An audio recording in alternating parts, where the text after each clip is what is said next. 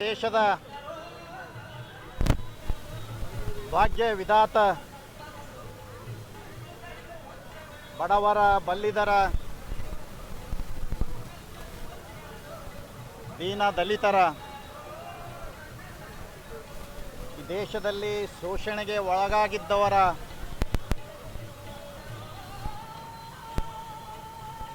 ಒಂದು ಕಣ್ಣಾಗಿ ಒಂದು ಈ ಎಲ್ಲರ ಭವಿಷ್ಯವನ್ನು ಬದಲಾವಣೆ ಮಾಡಿ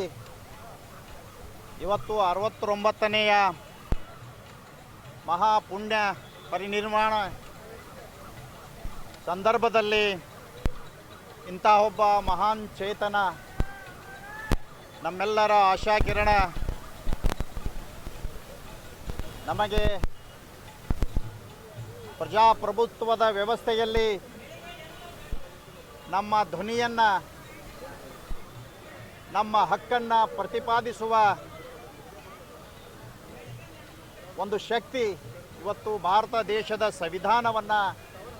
ಕೊಟ್ಟಿರುವಂಥ ಡಾಕ್ಟರ್ ಬಾಬಾ ಸಾಹೇಬ್ ಅಂಬೇಡ್ಕರ್ ಅವರ 69ನೇಯ ಮಹಾ ಪರಿನಿರ್ವಾಣ ಸಂದರ್ಭದಲ್ಲಿ ಇವತ್ತು ಈ ದೇಶದಲ್ಲಿ ಶತಶತಮಾನಗಳಿಂದ ಅನೇಕ ಶೋಷಿತ ಸಮಾಜಗಳ ಶೋಷಿತ ಜನಾಂಗ ನಮ್ಮೆಲ್ಲರ ಕಣ್ಣೀರು ಒರೆಸುವ ಮೂಲಕ ಇವತ್ತು ನಮಗೆ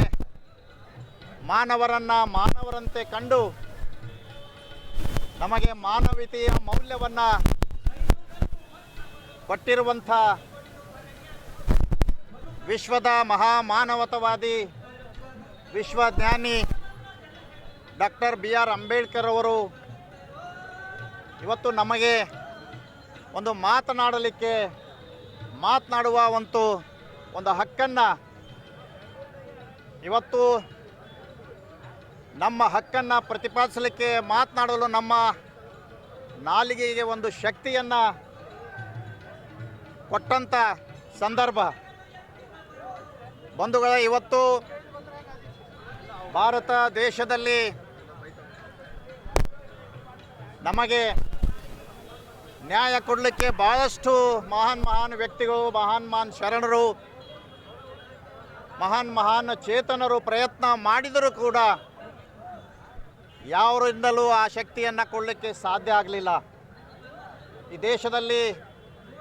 ಭಗವಾನ್ ಬುದ್ಧ ಇವತ್ತು ಮಾನವೀಯತೆಯ ಮೌಲ್ಯದ ಮೇಲೆ ಬದುಕಲಿಕ್ಕೆ ಸಂದೇಶವನ್ನು ಕೊಟ್ಟು ನಾವೆಲ್ಲರೂ ಒಂದೇ, ನಾವೆಲ್ಲರೂ ಸರಿಸಮಾನರಾಗಿ ಬದುಕಬೇಕು, ನಮಗೆ ಅನೇಕ ದಾರಿದೀಪವನ್ನು ತೋರಿದರು. ಇವತ್ತು ಭಾರತ ಅಷ್ಟೇ ಅಲ್ಲದೇ ಇಡೀ ಪ್ರಪಂಚದಲ್ಲಿ ಅನೇಕ ದೇಶಗಳಲ್ಲಿ ಈ ಸಂದೇಶವನ್ನು ಸಾರಿದ ಗೌತಮ ಬುದ್ಧ ಅವರನ್ನು ಇವತ್ತಿಗೂ ಕೂಡ ಆದರ್ಶವನ್ನಾಗಿ ನೋಡುವಂಥ ಒಂದು ಸಂದರ್ಭ. ಆದರೂ ಕೂಡ ಭಾರತ ದೇಶದಲ್ಲಿ ನಮಗೆ ಆ ನ್ಯಾಯ ಸಿಗಲಿಲ್ಲ. ಅದಾದ ನಂತರ ಅನೇಕ ಇವತ್ತು 12ನೇ ಶತಮಾನದಲ್ಲಿ ಅಣ್ಣ ಬಸವಣ್ಣನವರ ಒಂದು ಸಮಕಾಲೀನಲ್ಲಿ ಅನೇಕ ಶರಣರು,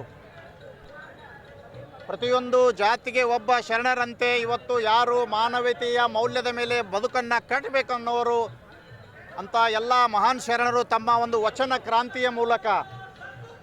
ಇವತ್ತು ಇಡೀ ದೇಶದಲ್ಲಿ ಒಂದು ಪಾರ್ಲಿಮೆಂಟ್ ನಡೆಸುವಂಥ ರೀತಿಯಲ್ಲಿ ಇವತ್ತು ಅಣ್ಣ ಬಸವಣ್ಣವರು ನ್ಯಾಯ ಕೊಡಲಿಕ್ಕೆ ಪ್ರಯತ್ನ ಮಾಡಿದರು. ಅವರ ಜೊತೆಯಲ್ಲಿದ್ದ ಎಲ್ಲರೂ ಇವತ್ತು ನಮಗೆ ಮಾನವೀಯತೆಯಿಂದ ಬದುಕಲಿಕ್ಕೆ ನಾವೆಲ್ಲರೂ ಒಂದೇ, ನಮಗೆ ಹಕ್ಕನ್ನು ಇವತ್ತು ಈ ದೇಶದಲ್ಲಿರುವಂಥ ಮಹಿಳೆಯರಿಗೆ ಇವತ್ತು ಸಮಾನವಾಗಿ ಕಾಣಬೇಕಂತ ಹೇಳಿ ಏನು ವಚನ ಕ್ರಾಂತಿ ಮಾಡಿದರು. ಆಗ ಕೂಡ ನಮಗೆ ನ್ಯಾಯ ಸಿಗಲಿಲ್ಲ. ಪಟ್ಟಭದ್ರ ಹಿತಾಸಕ್ತಿಗಳ ಒಂದು ಒತ್ತಡಕ್ಕಾಗಿ ಇವತ್ತು ಈ ದೇಶದಲ್ಲಿ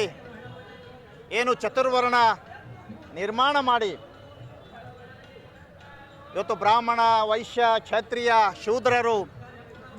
ಎನ್ನುವಂತೆ ಜಾತಿಗಳ ಹೆಸರಿನ ಮೇಲೆ ನಮ್ಮನ್ನು ಶೋಷಣೆ ಮಾಡಿದರು.